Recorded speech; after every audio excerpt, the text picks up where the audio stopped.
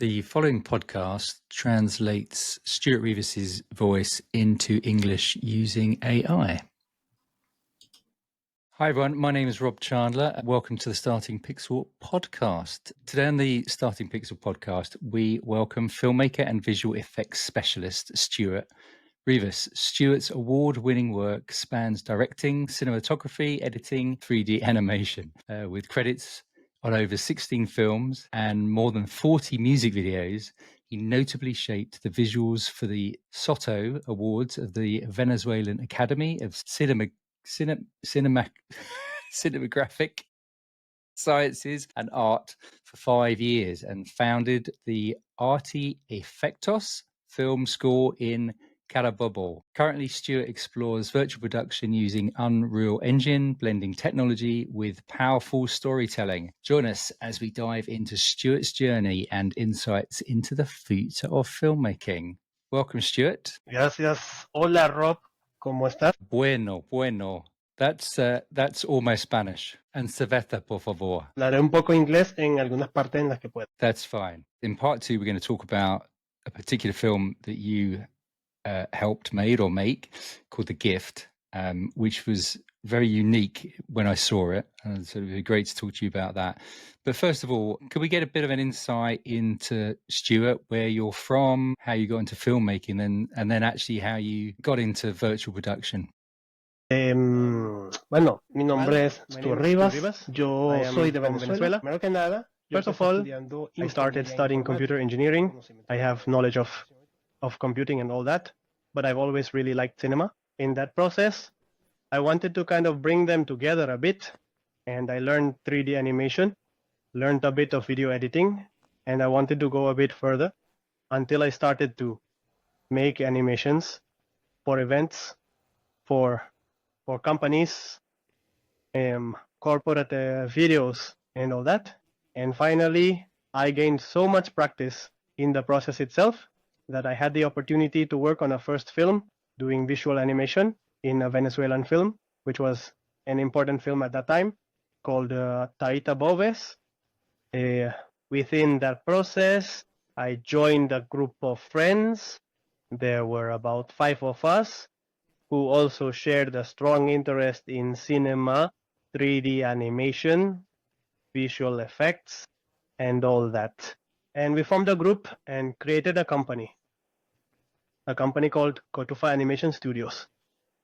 Yeah, but I kept reaching out to other production companies and I started doing visual effects on my own. So I went from being a visual effects technician, where I advised all those production companies and to the director on how to make the shots, how to do the visual effects, and I became a visual effects technical director for those films. So from that moment, I became more important in those production processes, and we started to make more and more movies until the moment came that I started being approached by other production companies from Venezuela itself. And we began to do bolder things, bolder on a technical level.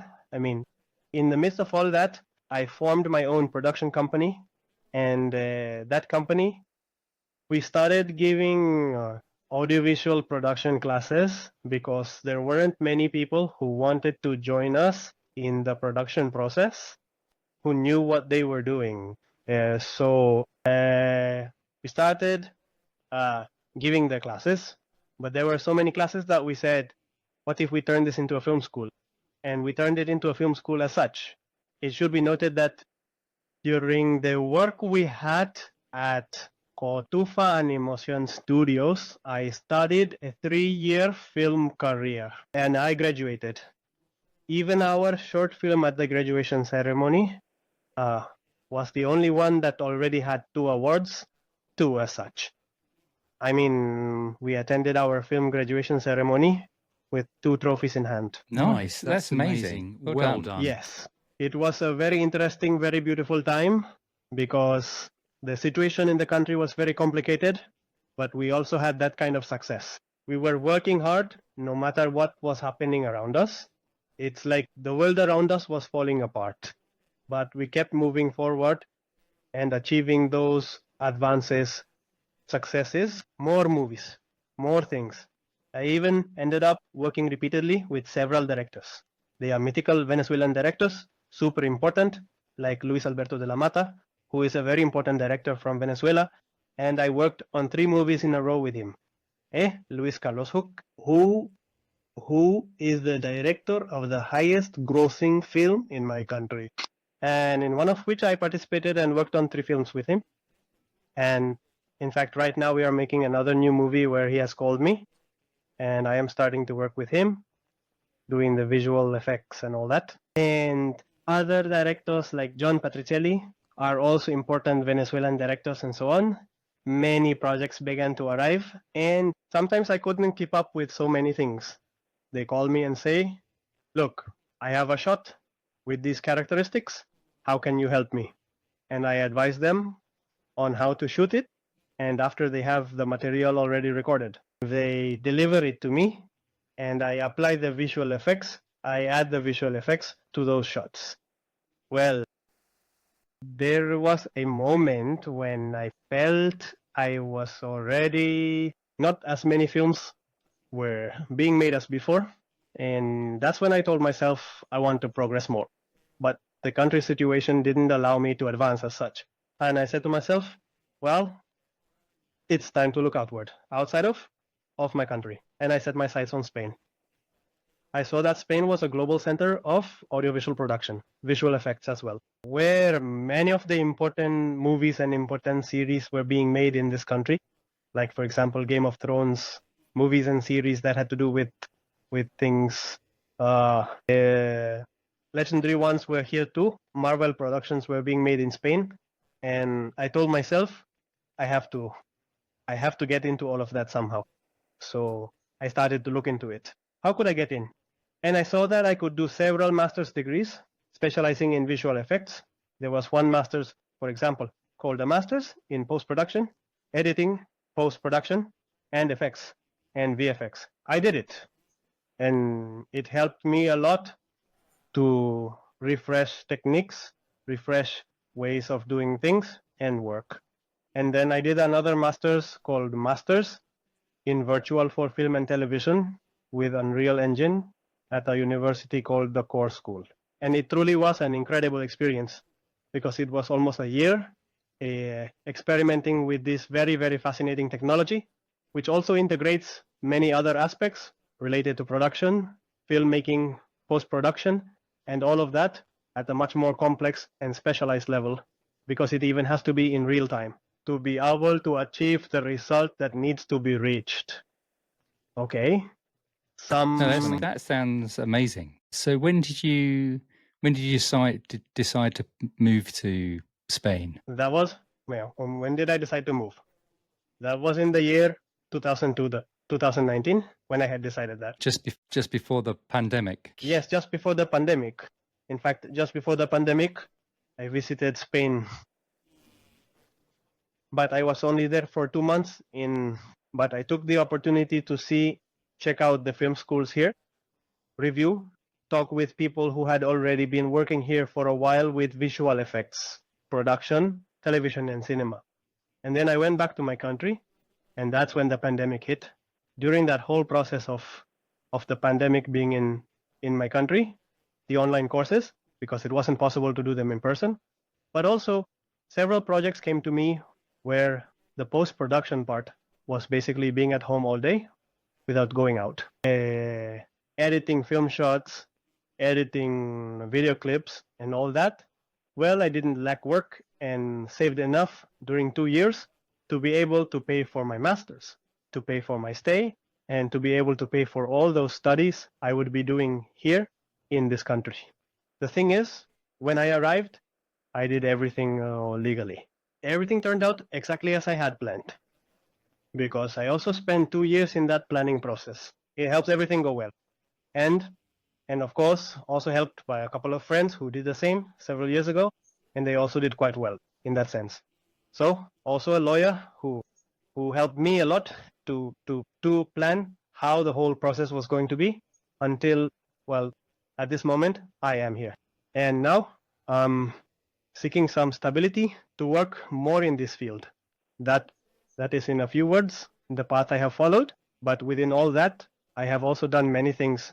For example, the work I have done with the Academy of Sciences and Cinematic Arts of Venezuela, which since 2017. Since its foundation, I have been working with them, making all the videos from the ceremonies as well as the videos for social media, fully three-dimensional with animation, quite dynamic, so they look like an important cinema award, because in fact it's like saying the Goya of Venezuela or the Oscar of Venezuela, because it's the Academy of Cinematic Arts and Sciences, Right. part of FIACIN, which is the Federation of Film Academies of Iberoamerica. The fact that I have been working a lot with them in that sense, I am a member of the Venezuelan Film Academy. Recently, we are going to do another one. Another ceremony is going to be held in which I will continue working with them. Last year, during the Academy of Film and Television Sciences ceremony, I had 3 nominations for Best Visual Effects Awards for 3 different films. Wow. So, I mean, it was interesting to see how they mentioned that among the 5 nominations in a category, 3 were in my name, with my name as such. So it was a pride. Cool. Yeah, for sure. Good. Is the thinking of Venezuela, just very briefly, has a rich history of filmmaking? Venezuela, it has something very particular at the cinema level. During the 1970s and 80s, it had a filmography, not very abundant, but very important on a global level.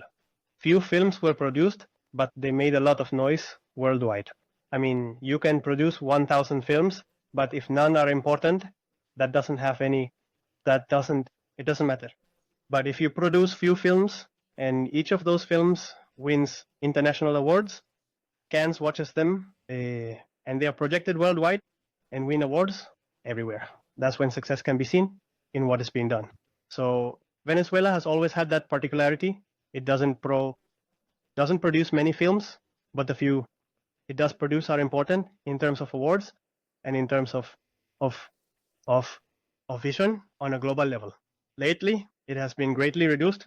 Not because it's not wanted, but because in a country where there is, let's say, a very complicated economic situation, producing a movie is very difficult. We all know, in terms of film production, that a movie is money. Money. What's needed to produce, to hire technicians, to get equipment, to organize an entire production process. Everything is money everywhere to be able to make a movie. So within that process, if there is no money, of course, a few are the ones who could produce, and with the little money there is to make movies, a few could actually produce them.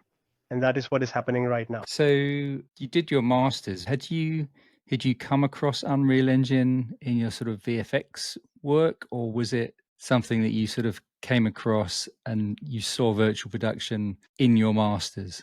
I still didn't know Unreal Engine as a tool, since I always associated it with video games. That is, I knew Unreal Engine existed, but I always associated it with video games. So I didn't know Unreal Engine before starting all this. In fact, I mean, I had never used it, but I did know it existed, yet I had always related it to the world of video games. So even though I have always liked video games as a player, I was never interested as a developer. Even though I know how to program, I studied computer engineering and I know how to program, I was never very interested in that video game development process. That's why I never got into the topic. But with Unreal Engine, from here I started to see that Unreal Engine is useful for cinema as well. In fact, so useful that you can make a movie with Unreal Engine at the level of movies. Let's say this course opened the door to both for me and all my classmates to be able to use this tool to make movies. And we made this movie called the short film called The Return. So we're going to go to a break now. And when we come back, we're going to talk about the project that you did at your masters. And I'm going to ask you 3 questions that we ask everyone. So we'll come back in a moment. This episode is brought to you by More Than Wolf. Not sure where to start? How big a stage do you actually need? What about driving plates? Do you even need them? Is Unreal Engine necessary? Wait, what is Unreal Engine? You're thinking about virtual location scouting, but should you? How much is this all going to cost? And the big one, am I about to wreck my career by going the virtual production route? Yeah, there's lots of questions, and guessing your way through virtual production isn't the answer. That's where More Than Wolf comes in. We're an independent virtual production supervision studio, here to guide you from cradle to grave, whether you're just dipping your toes into VP or knee deep in LED walls and camera tracking. We make sure you get exactly what you need. No overspending, no mishaps, just the right solution for your production. So if you need someone in your corner, choose More Than Wolf. Visit morethanwolf.com to find out more. More Than Wolf. Why film it any other way? Hi everyone, welcome back. Before we go into and talk about this film that they made while doing their masters called The Gift, we have 3 standing questions that we like to ask each of our guests, just to get a bit of an idea of their perspective on virtual production. Number 1, Stuart, is in as few words as possible, which is quite challenging. What is virtual production? What is virtual production? Virtual production is a term that people sometimes relate to a lot of things, but basically, let's say it is the process to mix leaf images and computer graphics simultaneously to obtain real-time results from the combination of both. And that comes from a term called in-camera VFX, which is that you get the combination of visual effects directly at the moment you are filming. And that is the ultimate novelty offered by a virtual production. You already have a shot with visual effects ready for editing or almost ready for editing right away at the moment you're recording it. This paradigm completely changes the entire process, as the process of pre-production, production, and post-production changes the way everything is done, since visual effects are involved everywhere. From pre-production, you already start doing visual effects. In production, you film with visual effects directly on what you record in the camera. And in post-production, basically it's taking all that and you can keep modifying it to your needs. So let's say it gives you enormous freedom to do many more things. Even change the backgrounds, the characters after you have recorded. It allows you that kind of freedom.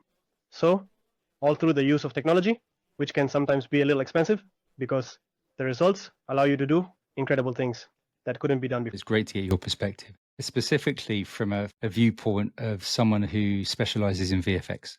So the second question is, when you had this aha moment, can you recall that first time that you experienced it, and how did that make you feel? How was the experience? As a visual effects technician, I'm used to recording first and then applying visual effects. This was a shock for me because you're basically applying the visual effects at the same time you're recording. Of course, it was a complete paradigm shift in the sense that things are no longer done in the order you always did them.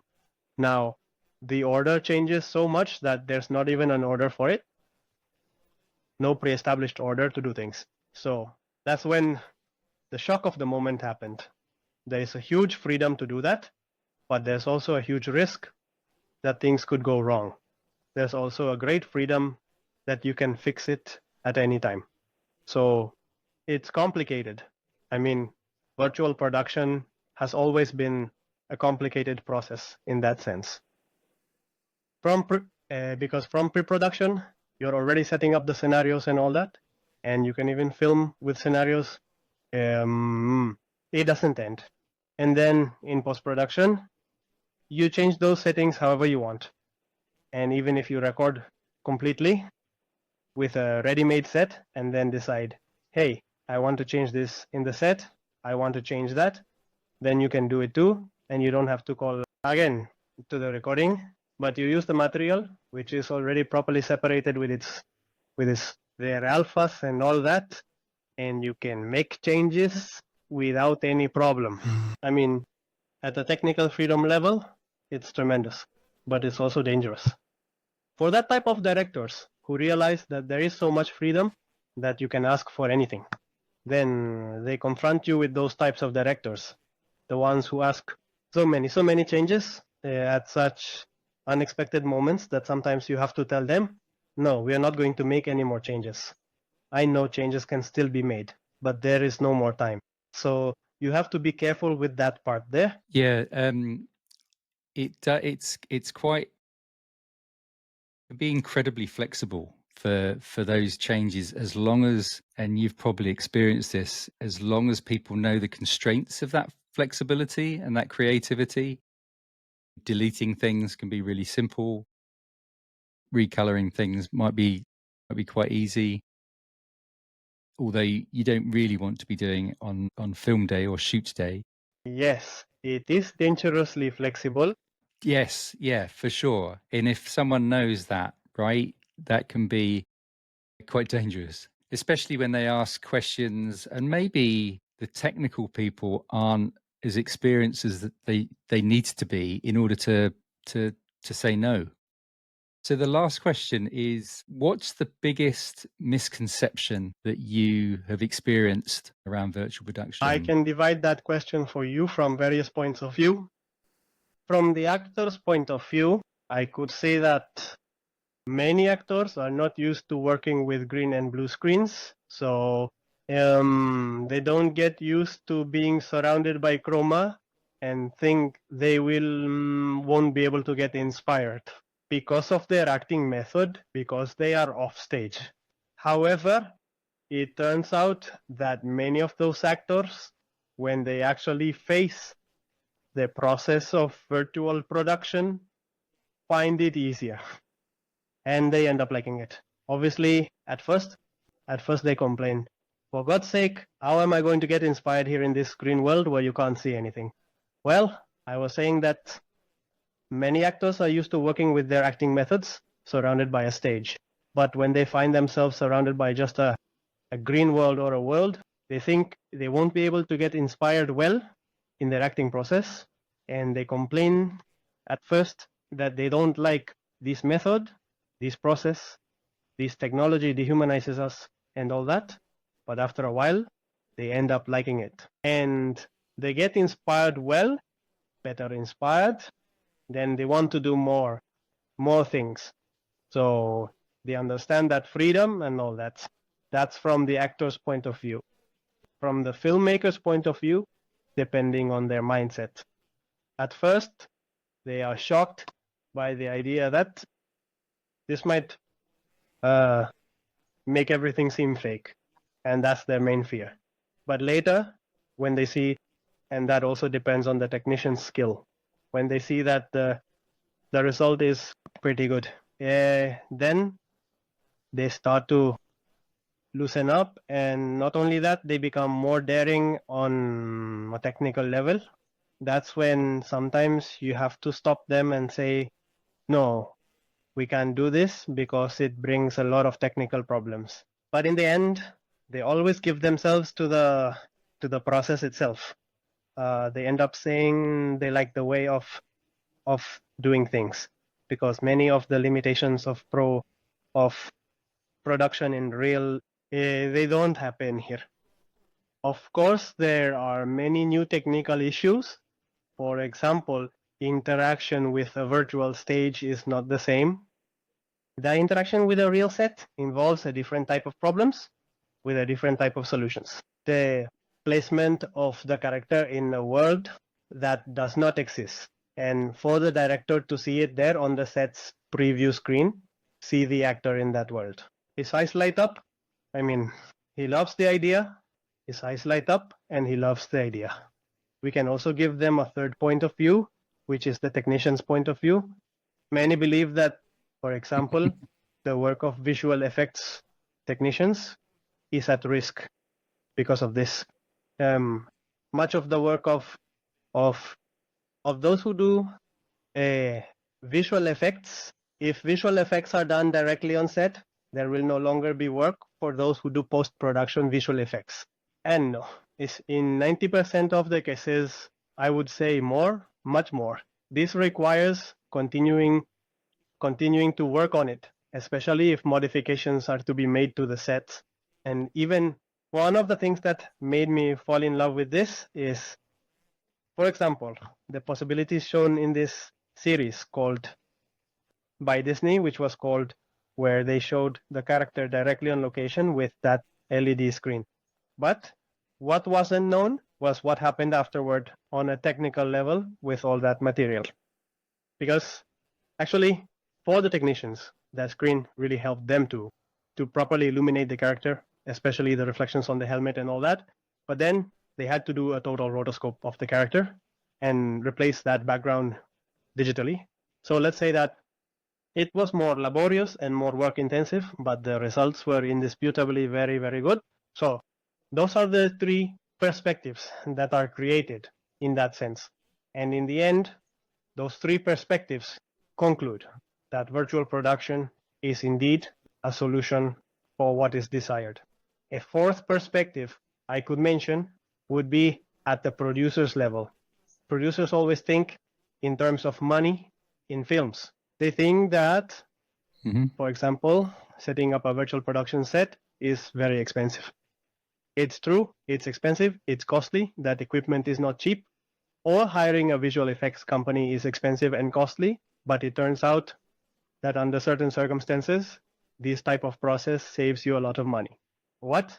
Because if you have, for example, 10 scenes that occur in 10 different countries, 10 environments, where it is very difficult or impossible to do something in real life there in those environments, virtual production allows it. And the investment in setting up a virtual production space is an investment made only once, and you can use that equipment in a way that almost indefinitely, in several movies at the same time, and things that do not happen when you plan a movie where you have to travel through 10 countries. Everything happens just for that movie. And once you take the actors out of that country, you can't do anything else. Also, imagine taking 100 people from your crew on a trip. From your technical team to everywhere, it is super expensive. On the other hand, a virtual production set already has everything there in the same city. So you can have a swamp there, you can have a street in Paris there, you can have an Amazon jungle there, you can have a desert on another planet, moon, whatever, and all in the same place. So even with just one button, you change the setting and you're immediately in another place. There are many advantages in that respect. It's not easy, but it's advantageous. So let's move on to actually what we were going to talk about, the main conversation, which is the gift, the film that you made. So maybe just tell the audience a bit about the film itself. What's the film about? How long is it? What's the sort of genre? We agreed to make this story because it was also a joint story that we all created, and then between me and between Coldo Lopez, the other co-director, and me, we agreed to give it this certain specific tone, which was like horror, suspense with a touch of horror, which would be the classification given to this more accurately, suspense with horror. And it is about the drama of a family dealing with a little girl who has autism. She has autism, but that autism brings with it certain supernatural things that her mind either creates or calls, or perhaps it can be interpreted in several ways.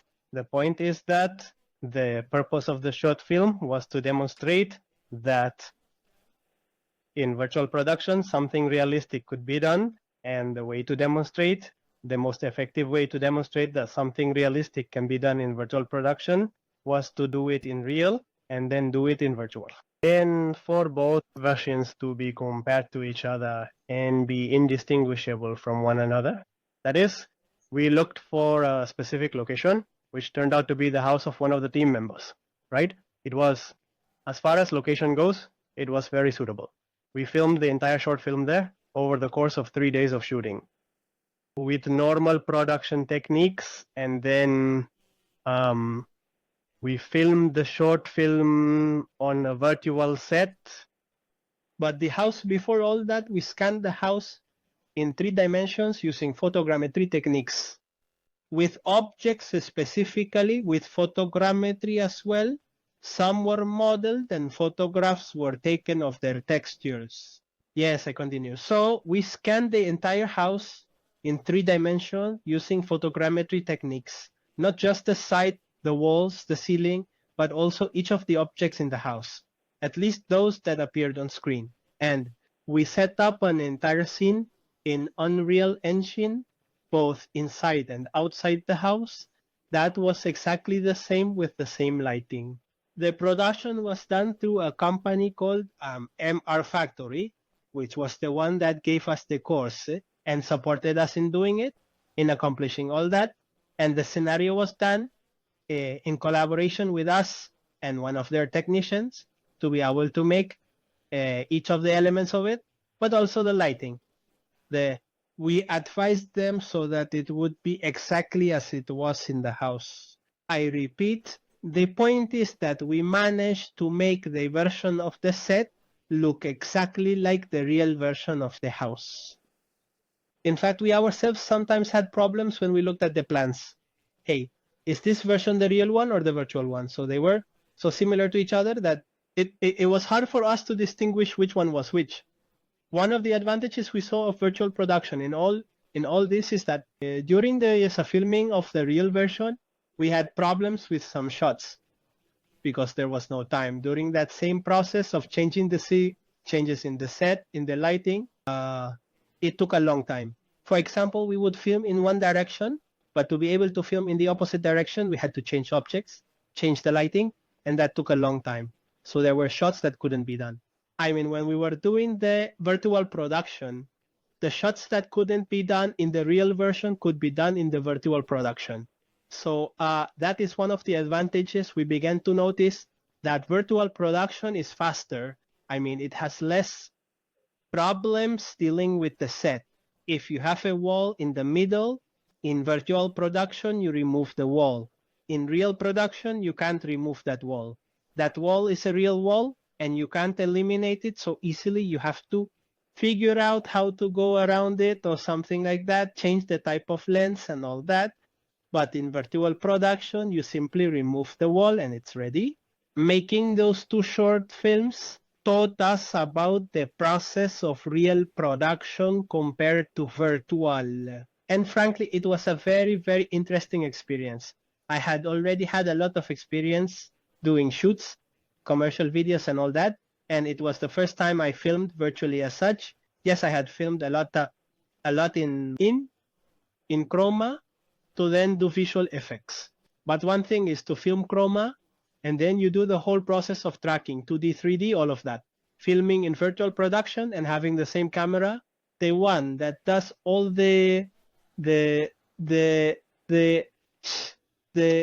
it's the same camera that does all the 3D tracking that gives it to you, and you can do whatever you want with it afterward. It's really interesting technically, the result you get. What was the specific reasons why you filmed it practically and then decided to, or then filmed it using virtual production? The main goal was to make a comparison, that is a technical demonstration that what was done virtually was as realistic as what was done in real life. I mean, it was a technical demonstration of that, right? Look at this. We filmed it in real. Now look at this other one. We filmed it in virtual and try to distinguish which one is real and which one is virtual. Let's see if you can. So most people can't make that distinction. In fact, if you don't tell them it's virtual, they don't realize it's virtual. So that was one of the main reasons to make a technical comparison between the real and the virtual. The innovative thing about this short film is that it was made with a complete story, since most companies that do virtual production, they have always made these types of real versus virtual comparisons, but with specific scenes. We did it with a complete story from beginning to end. That is, there are 2 short films, one filmed entirely in real life and one filmed entirely virtually, and both shorts have the same plot, the same story, the same actors with the same characters, the costumes, and they last the same time.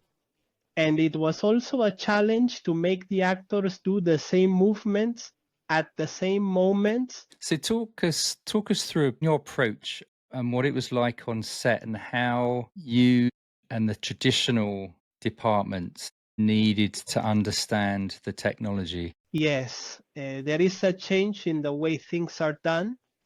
There are new roles and new approaches to do the way. For example, just imagine the script supervisor has to be attentive to all the sense of the stage, and she or he must have knowledge of Unreal Engine to provide solutions for that. When usually a script should not have such complex technical knowledge at the level of three-dimensional. Here it is, useful for them to have it. The virtual production operator helps you a lot, helps the director and the assistant director a lot organize in the way that the shots are going to be made. But also, an advantage that virtual production has is that sometimes you can shoot sequentially, which you cannot do in reality, which is much more difficult. Other roles, for example, art direction. Now, art direction is not limited solely to preparing physical education, but also needs to have knowledge of 3D to prepare objects in the 3 or 3D within the sets. So, of course, that does not exclude the old art directors who, with all their experience, knowledge, and well-trained technical eye, rely on technicians, the ones who know the 3D part, but continuously consult with them to see how things are done. And in fact, a lot of that happened here, where we had a teacher who is an art director, knows too much about 3D, at least on a technical and practical level.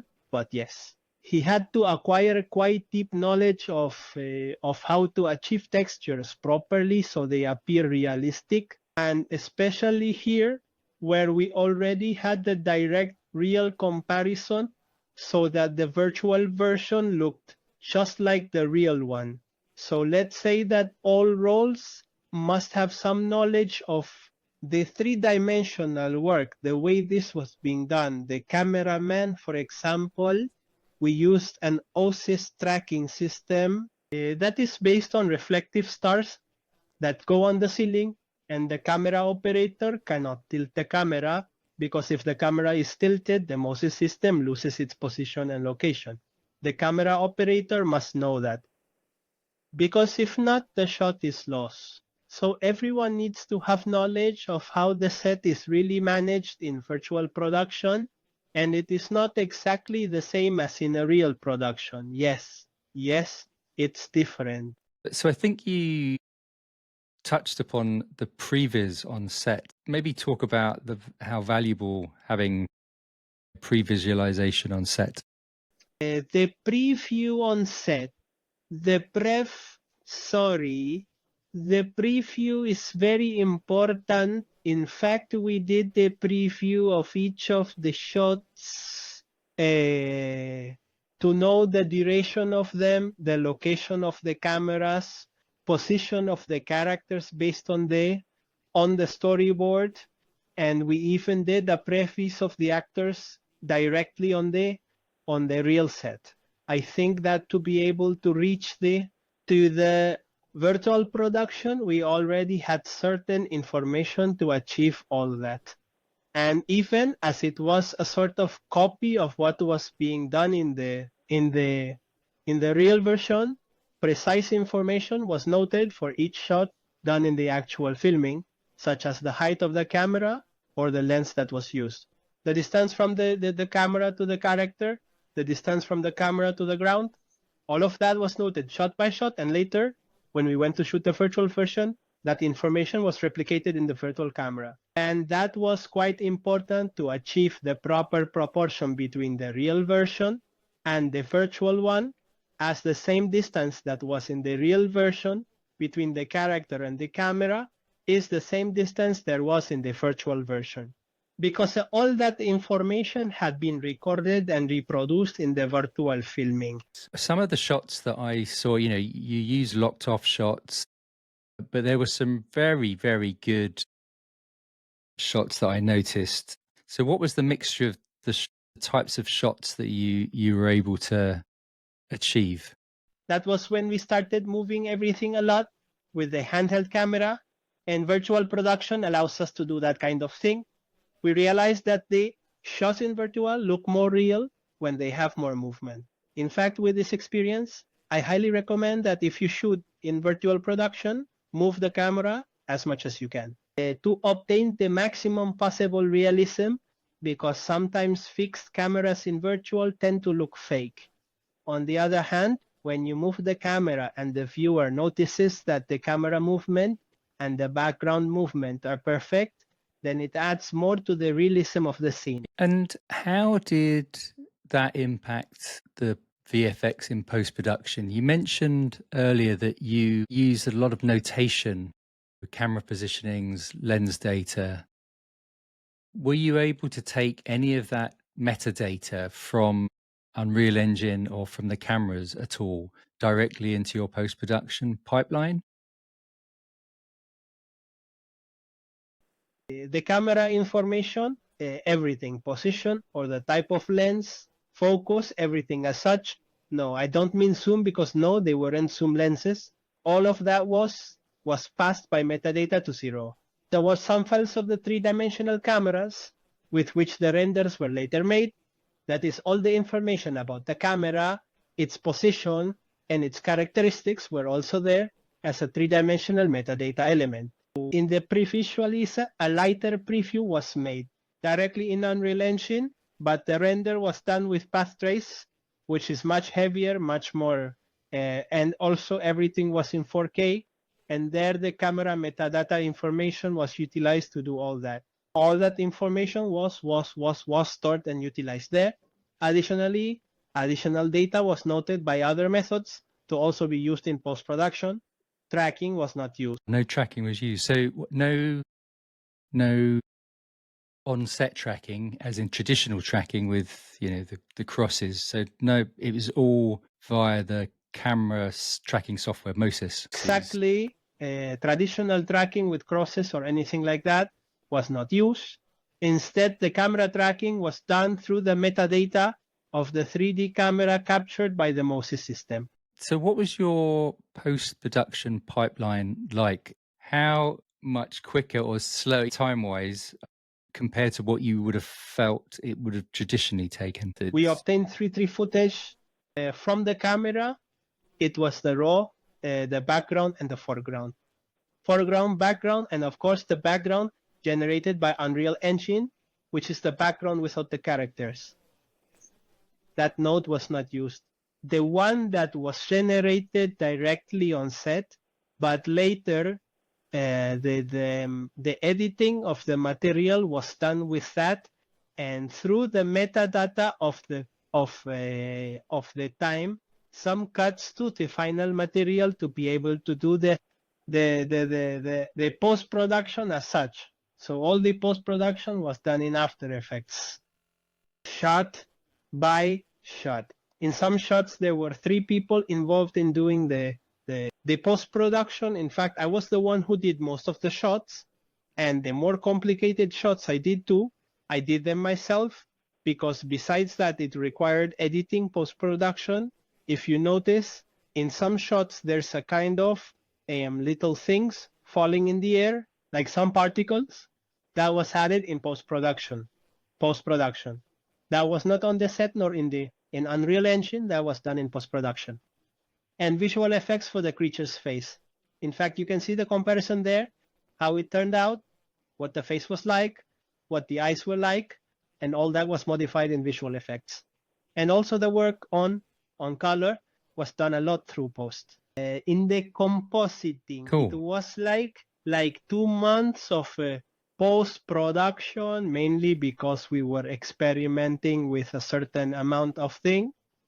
But this could have easily been done in 3 weeks of all that post-production if it had been done without so much experimentation throughout the entire process. Are there any shots? Because what we'll do, just to let the audience know, that we'll put the full video in the links below, so you can see that, as well as some of the BTS, as well as the comparison film that that was produced as well. So there'll be a lot of links, but I'll put some overlays into the video as well. What shot or shots are you most proud of? Which shots make me feel most proud? There, I really like the exteriors. There are some where she walks and the camera moves away from her. There are those when she uses the sheet of paper, looks at it, and she hides it, and the light turns on in the wood pile in the room. That was done entirely in post-production because in reality that didn't even happen on the virtual set.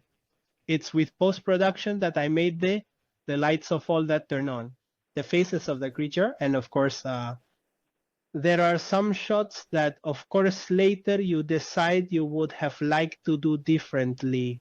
But let's say it's the best way you would have chosen at that moment. I mean, I wouldn't change anything how it is made. But there are some shots that required quite a bit of modification, and it was achieved and turned out quite well. So we're just going to go for a quick break, and then we'll be back in a moment.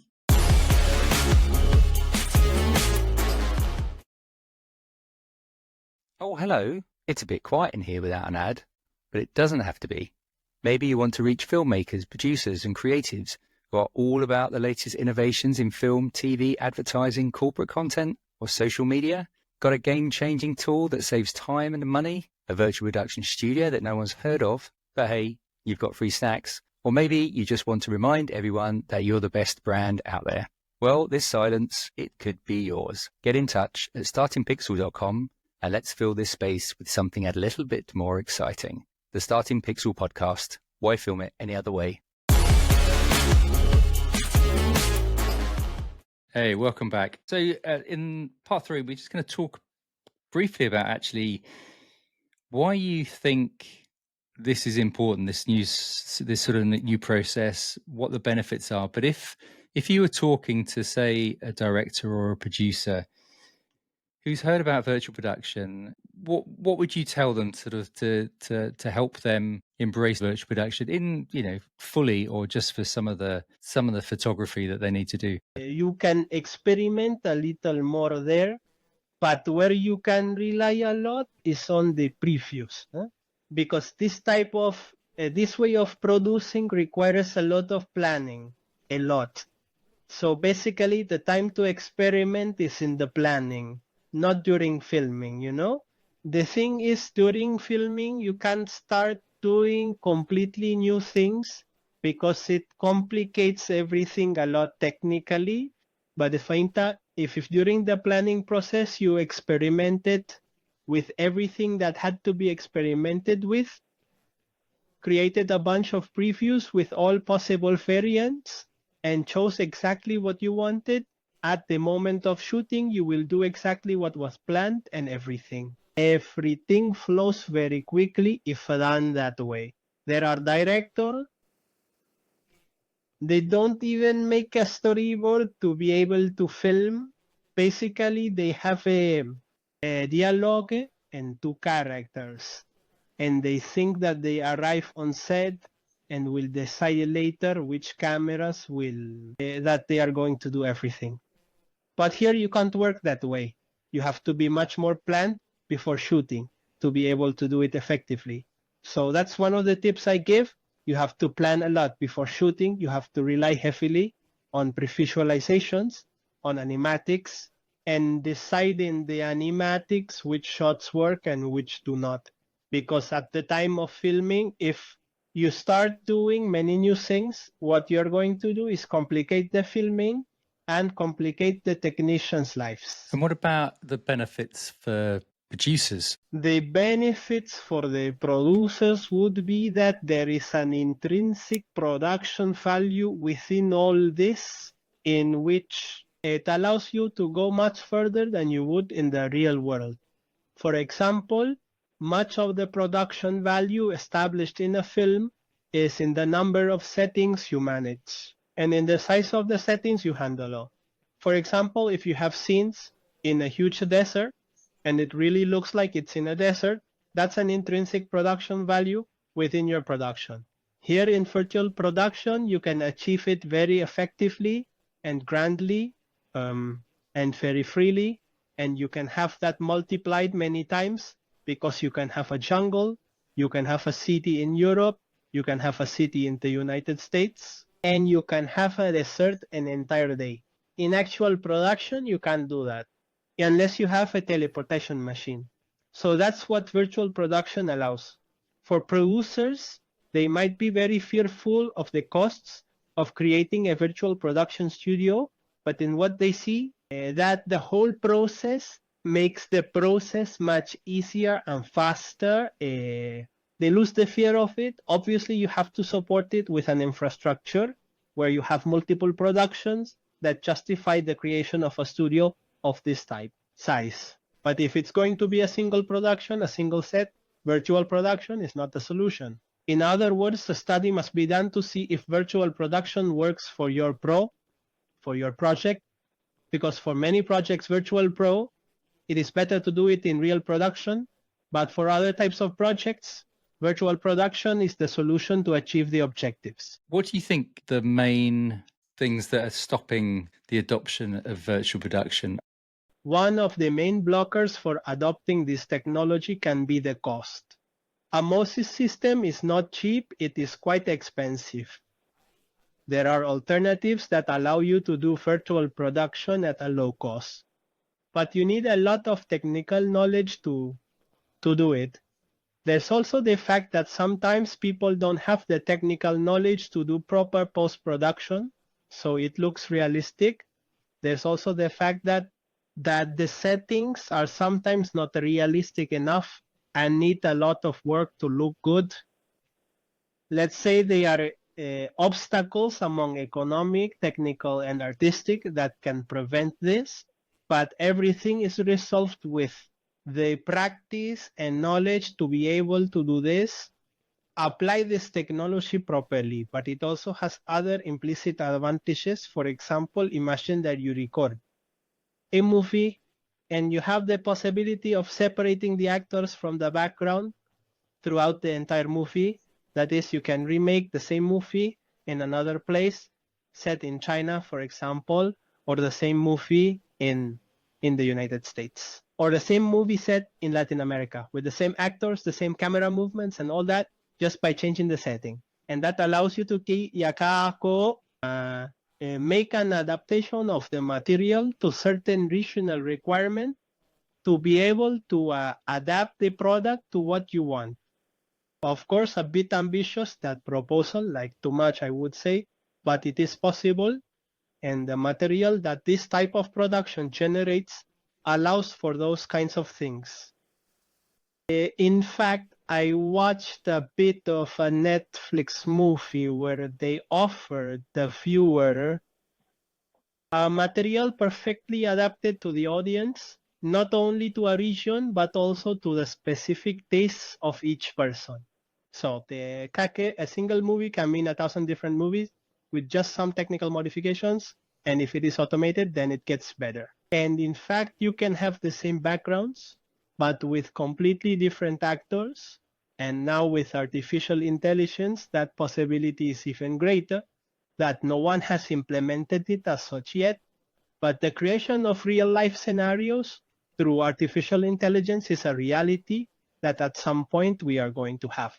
That is to say, right now you have to create a scene in Unreal Engine, but later you can simply generate the scenes automatically with artificial intelligence and even modify the actors. It can really change the landscape of audiovisual production so much that you use virtual production just to take some base actors that you will later change with artificial intelligence, and you would only be using their performance and facial expressiveness to place it on some avatars that you will later assign with artificial intelligence. This has room for much more, but we haven't reached that point yet. That's amazing. Thank you so much. Huge amounts of insight from you, Is there anything that you are currently doing or have done that you'd like to sort of share? No, well, I haven't written any book yet, although we are in the process of submitting the short film to festivals. We've already participated in about 100 festivals and we have won one. As Best International Short Film, we have 3 nominations. We also have to wait for the festival dates to see if we win, and there are another 80 festivals waiting to see if and we're like selected or not. Let's say the awards don't keep us waiting for our festival. Publishing a 3-dimensional magazine here in Spain, also an article about the creation of the short film with technical explanations of what was done and all that, and many photos illustrating the work. Or on a technical level of the production then, but that will come out next April, and well. And about projects as such, there are a couple of projects we are working on, or as big and ambitious as this short was. Generating 7 minutes of material in this quality is not easy. But they are, let's say, shorter but more ambitious on a technical level as such. An experiment even to achieve something like an anime look. Using virtual production and making the background look hyper realistic with real characters. But with animation in anime style, and we'll see how it turns out technically. Great, thank you. And I really look forward to your next project. And hopefully we can get you on for another episode onto the Starting Pixel podcast.